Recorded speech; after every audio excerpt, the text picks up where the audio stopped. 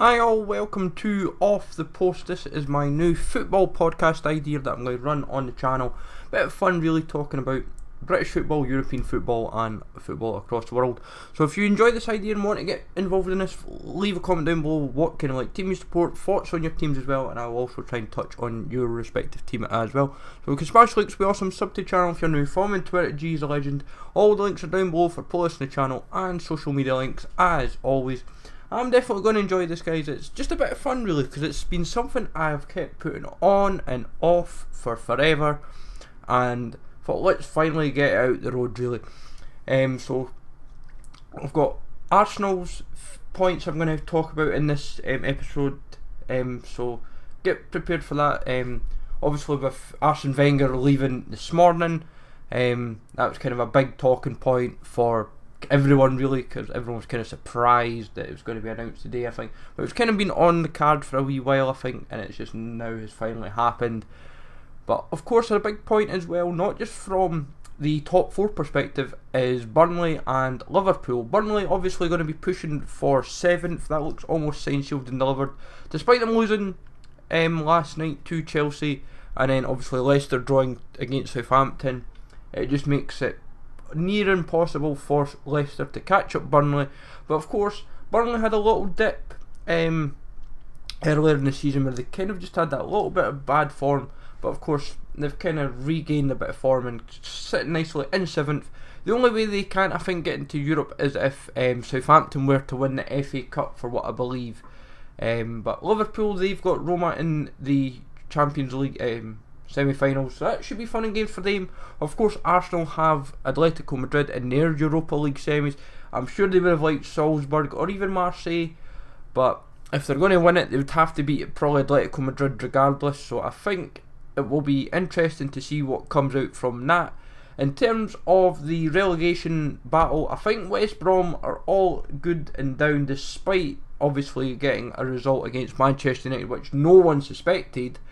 But despite that, I feel Stoke's going to go down. I feel their home form this season, usually their home form is what's pretty consistent. This season it's been poor, away form's been no better. Southampton have been awful all season. They kept, honestly it shows you how much Hughes has not really done at Stoke, and he goes into Southampton, hasn't really done much to them either.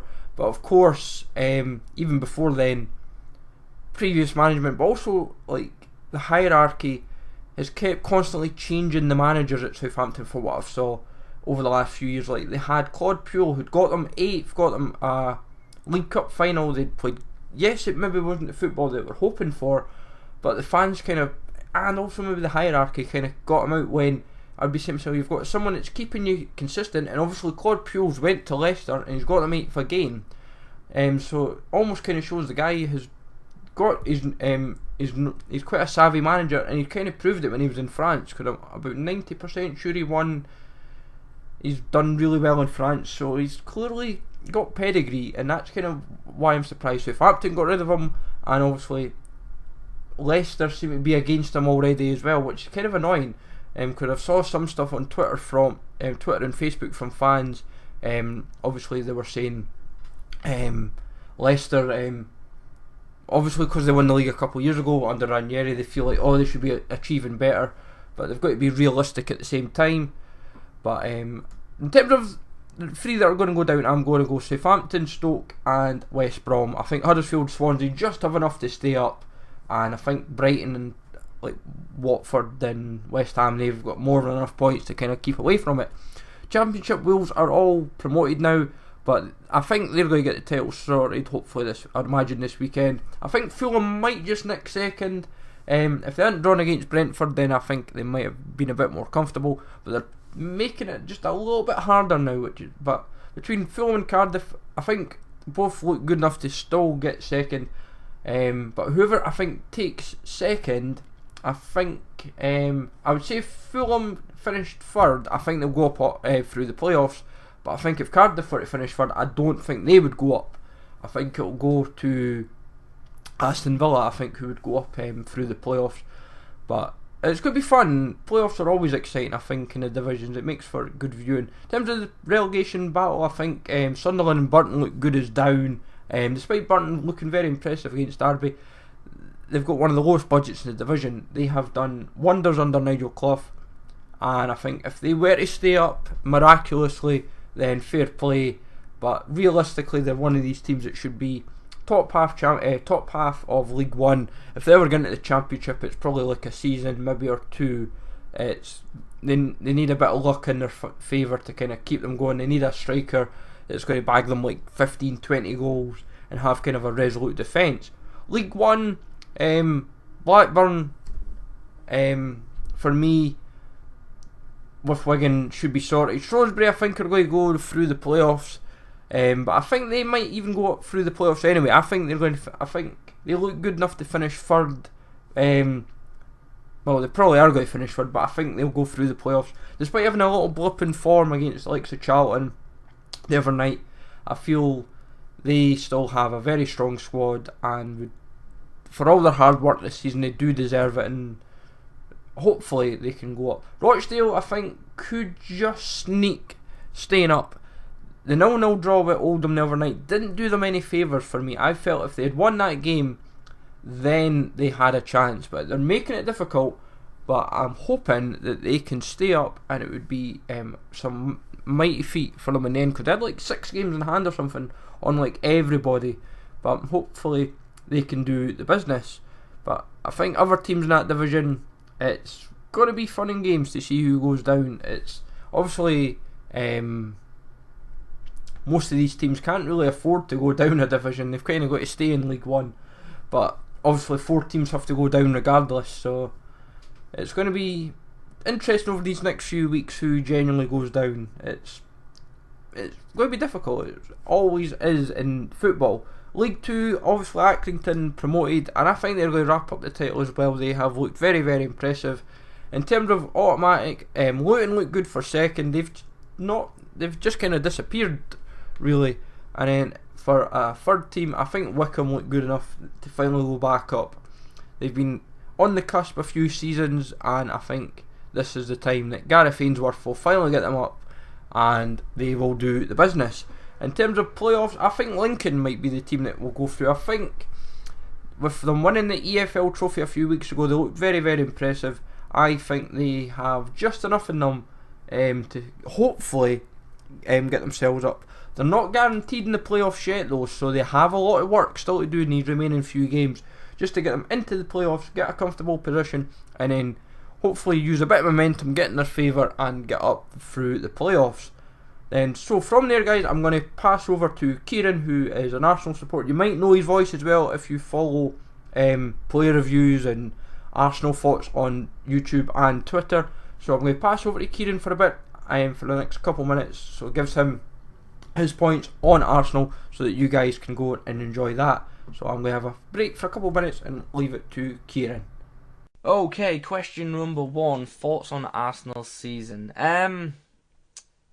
Just disappointing, really disappointing. We came into the season with quite a bit of hope because of the signings of Kolasinac and Lacazette. 2 very good players, might I add. I think they'll be good in due time. But ultimately, I don't think we made the signings we needed. I really think we need to sign a proper defensive midfielder. We also need a centre-back, and I think a goalkeeper too.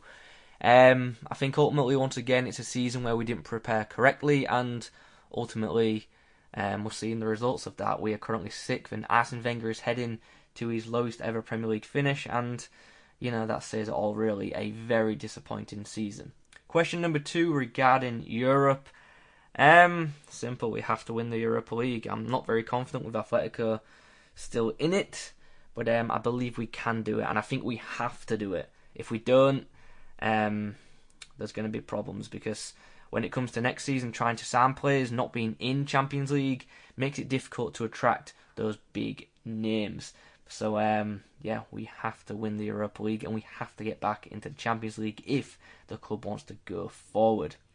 Question number 3, good and bad moments. Now, I don't know if this is just for this season or for all time, so I'll do both. All time, favourite moment is Well, my favourite ever footballing moment is Henry returning and scoring that goal against Leeds in the Cup. And my favourite match would probably be the win against Barcelona where Arshavin scored that late goal. That was just absolutely incredible. Bad moments, the obvious, the 8-2 against Man United. That was just humiliating, and so was that absolute battering we took away at Chelsea. Good and bad moments for this season.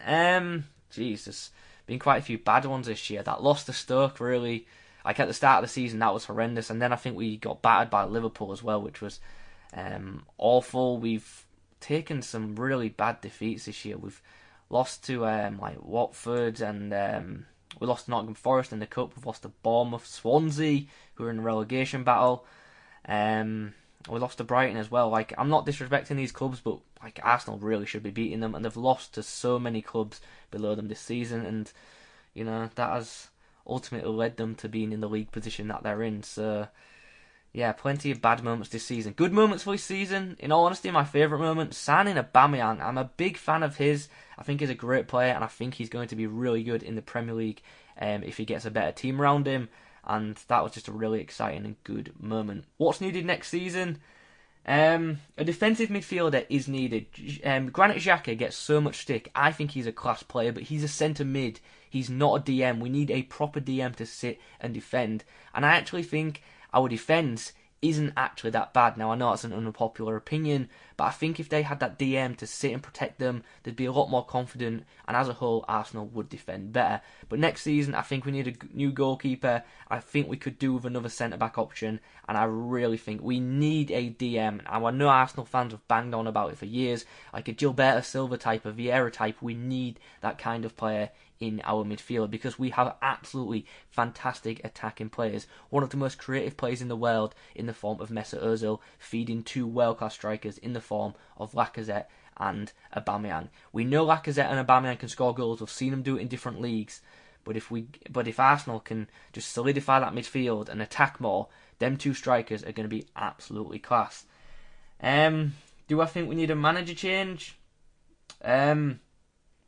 I think it would help. However, I don't think that fixes the problems. There are so many issues at Arsenal stemming from the top. So a new manager might be the start of something new. However, I ultimately don't think it would be a huge change, because I think the powers that be at Arsenal would just bring in another yes man. Cheers for that, Kieran. Much appreciated, dude. Hopefully some of the sentiment that's shared by Kieran is shared by yourselves, folks. For me, I feel Arsenal, obviously this season's been this has been like the worst season they've had. They were dire in the FA Cup against Nottingham Forest. They've been using the Europa League as kind of like a catalyst towards like the youth players. But it's going to be fun in games to see now with Wenger leaving, who comes in. Probably everyone seems to think it's going to be Thomas Tuchel or even Ancelotti. Some have even been predicting Brendan Rodgers, but I honestly don't think it. I think Tuchel's going to be the one that I think could be the man that's going to come in. That's my personal opinion anyway. But obviously leave your thoughts in the comments down below, guys, who you think could be the next manager of Arsenal. So over to Scotland, the biggest talking point really was the post-split fixtures debacle.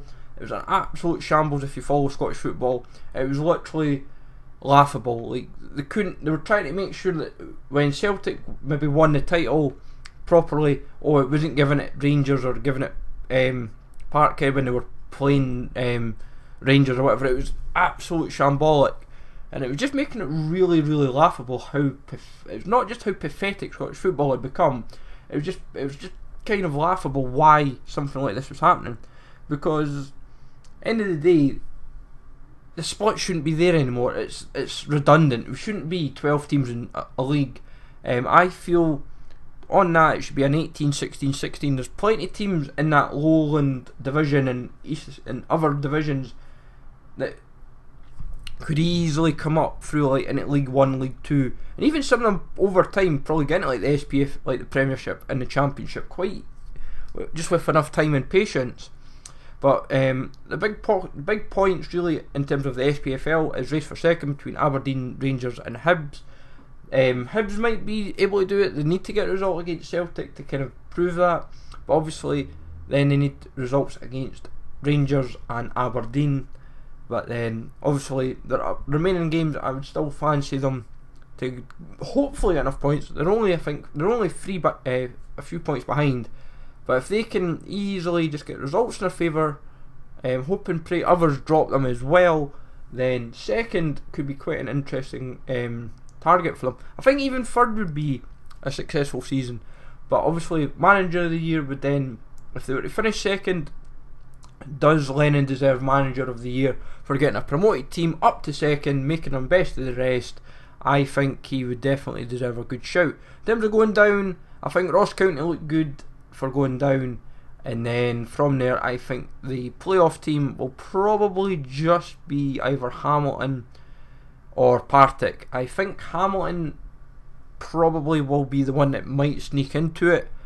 I think also they would be the first team to go in the playoffs as win it through promotion and relegated. I think I'll have to double check that, but I'm almost sure they would be the first team properly that was being promoted through the playoffs but also relegated through it. On to the championships. St Mirren looked good and sorted, fair play to them, definitely well deserved. They've had a very hard slogging season. In terms of playoffs, I think it's going to be fun and games. This is actually it's difficult and stupid at the same time. I feel for me, Dundee United. I don't know why. I have something about Dundee United. They seem, since they've got Bilal Mojni in at centre back, the ex-Rangers, the ex-Southend. I think he was also at West Ham briefly for a period as well. He kind of disappeared off the radar actually, but he's came to Dundee United and he seems to have put a bit of resolve back in this defence, because it looked like they weren't going to go into the playoffs for a minute. They kind of dropped down as low as like 6, and it looked like, oh dear, not going to be in. But they've toughened up and they suddenly have found a renewed bit of form, and I think they could just not just stay in the playoffs but go up through the playoffs. In terms of going down, I think Brecon, obviously they're down and buried. They haven't won a game, but they've only got 2 games left to play, and I think one's Livingston, and their other game probably don't fancy it, but can they get a win in the remaining 2 games? I highly doubt it. It's going to be very difficult, but I'm sure whoever gets there, if they were to get a win, I'm sure the team would not like that loss. For Dumbarton, I think they look like they might just stay up through the playoffs. I think they look good enough. I think Ayr and Rafe for League 1, it's a battle between them for going up automatically. I think if Rafe were to sneak in and get a result in their last couple games, because the thing for Ayr is they've got a Sunday game, whereas Rafe obviously plays Stranraer, and I feel if Rafe were to get 6 but Ayr were to get 4, I think its goal difference and everything was to come into factor here. I think Rafe's goal difference might just be their saving grace, but I feel whoever was to go up anyway automatically, I don't think they would go up through the playoffs. I just feel Dumbarton just a little bit too strong for staying up. League 2, Montrose, Peterhead, it's getting exciting, but the big point really from League 2 is Cowdenbeath, who looked down and buried for a second season. Now the biggest concern is, because they finished bottom again, and this is what was incorporated for this in the pyramid system, is could Cowdenbeath finally down? They've had their high days when they were in the Championship, consistently a League 1 side, but now they've just kind of dwindled into League 2, and I think they might just be going down they might finally go down for good this time, and I don't think they can really afford to, and they could be one of these teams that go at the wall, and it would be an actual real shame to see a team like Cowdenbeath kind of disappear. And this is why I feel suggestion of 18, 16, 16. You could toughen up the SPFL with all your Championship teams like your St Mirrens, your Livingstons, your Dundee Uniteds. Don't put them through the playoffs, just bung them up the division, just strengthen the team up, the top division up. Then Championship you obviously bulk up, and League 1 you kind of make it like the mix of League 1 and League 2, and then you maybe even do a League 2 where it's a mix of all your teams in across the leagues, basically, if you want to make it that way. But even if it was 3 divisions, fine, or if it was to go to 4, then see what happens. Over to our European roundup. PSG, Monaco, the 7-1 result was an absolute hammering. I don't think anyone saw that coming. PSG obviously just kind of hammering the point home of being the superior team in France and making up for last season where they kind of fell away against Monaco. Battle for Europe's quite interesting with like Marseille and Lyon fighting away. Relegation, I'm honestly thinking Metz, Lille look good for going down, but it's a funny old division. You just need a run of games that suddenly go in your favour. Germany, obviously the big point I always seem to see every week on the television when it's a Monday night game is it always seems to be delays with Monday night games. Whenever a Monday night game crops up, they're always kind of arguing and debating that it shouldn't be happening, and it actually makes for quite interesting viewing and like listening on it. But I think Hamburg are finally going to go down. I think they look good and buried. Results have just not been their favourite, and I think a lot of it stems as well of Muller. The winger last season was a big key point, and obviously he celebrated early in the season and suffered a very bad injury, and since then they've just never recovered.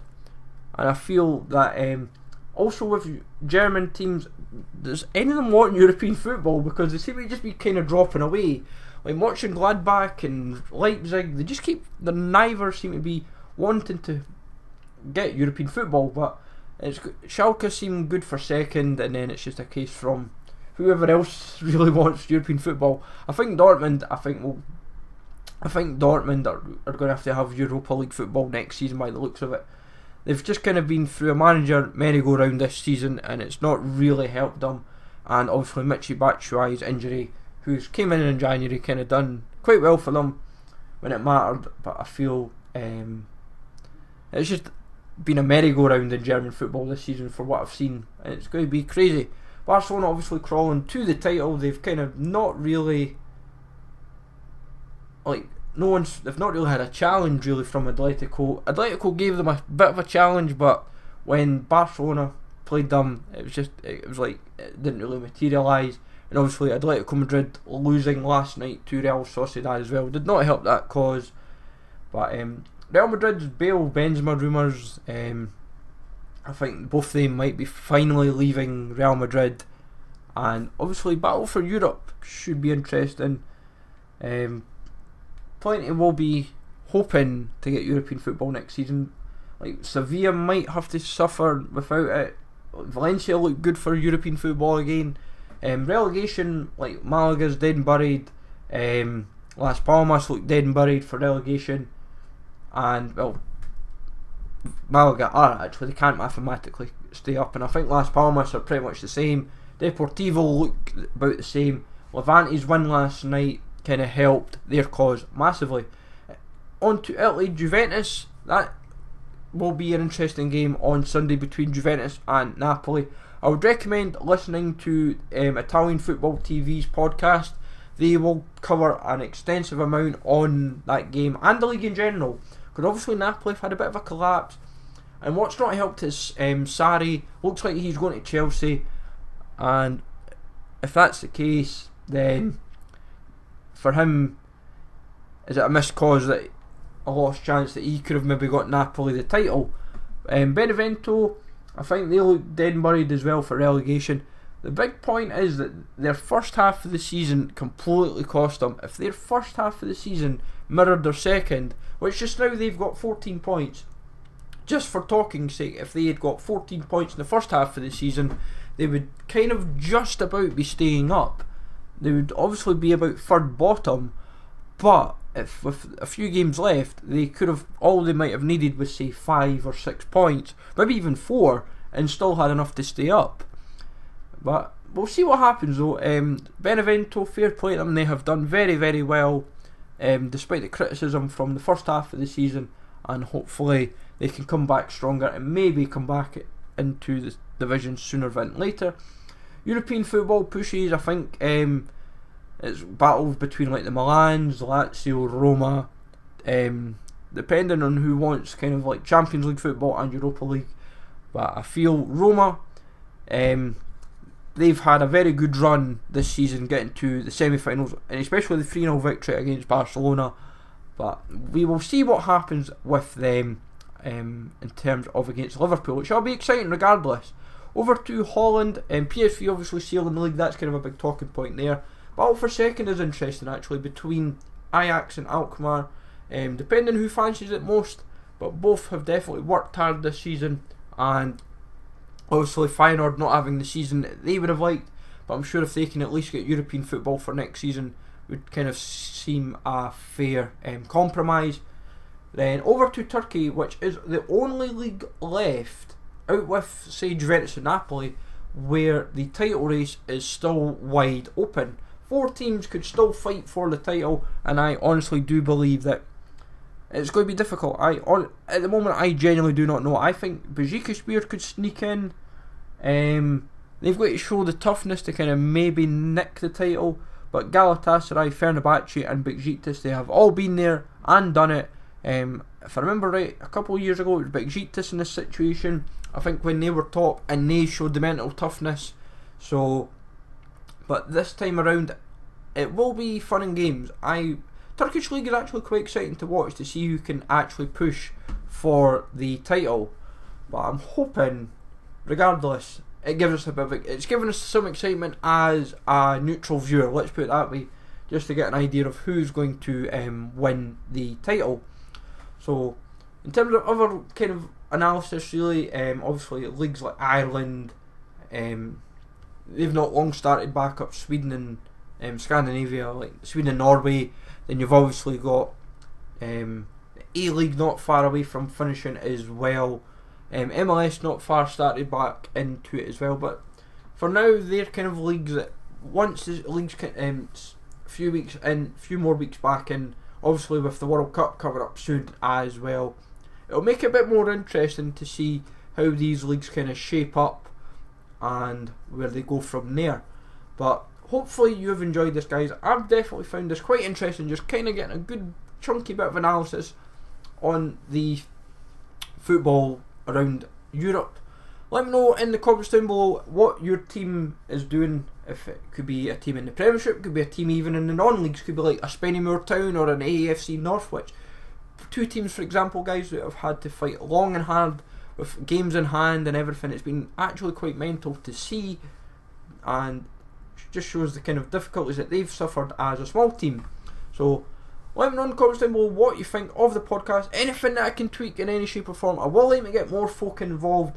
As I said, Arsenal for now. I'm hoping to get fans across divisions and get their thoughts, and leagues of course. So smash the likes as always, sub to the channel for now, follow me on Twitter at GZLegend. Remember to hit that notification bar as always, we much appreciate you guys, and I will catch you all later for more content on the channel.